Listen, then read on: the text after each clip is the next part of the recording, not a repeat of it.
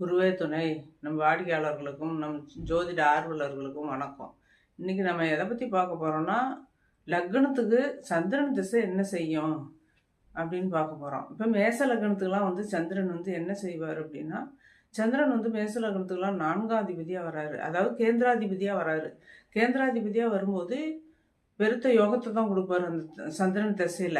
அவரு கேந்திரஸ்தானத்துல அதாவது 4ஆம் இடத்திலே இருந்தாருன்னா தான் தோஷத்த உண்டு பண்ணுவாரு. ஏன்னா, ஒரு காரக கிரகம் தாய்க்கு காரகர் வந்து சந்திரன். காரக கிரகம் அந்த 4ஆம் இடங்கிறது வந்து தாய் ஸ்தானம், அழியாத சொத்துக்கள் வாங்கக்கூடிய இடம், அ அந்த மாரி சுகபோகங்கள் அனைத்தும் குடுக்கக்கூடிய இடம். அந்த இடத்துல வந்து தாய்க்கு காரகரா வர சந்திரன் வந்து 4ஆம் இடத்துல மட்டும் இருந்து தசை நடத்தக்கூடாது. மற்ற இடத்துலலாம் இருந்து தசை நடத்தினா நன்மை தான் செய்யும், கெடுதல்கள் செய்யாது.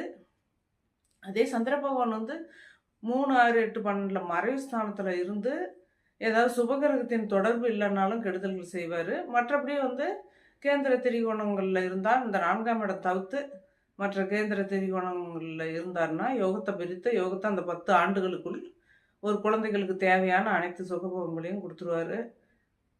ஒவ்வொரு வீடுகள்லயும் வந்து சந்திர பகவான் இருந்தா என்ன பலன் அப்படிங்கிறத பத்தி கீழ லிங்க் குடுத்துருக்குறேன். வீடியோல பாருங்க. வாழ்த்துக்கள். நல்லா இருப்பீங்க. வீடியோ பிடிச்சிருந்தா சப்ஸ்கிரைப் பண்ணுங்க, லைக் பண்ணுங்க. கீழே லிங்க்ல போய் பாருங்க. வாழ்த்துக்கள்.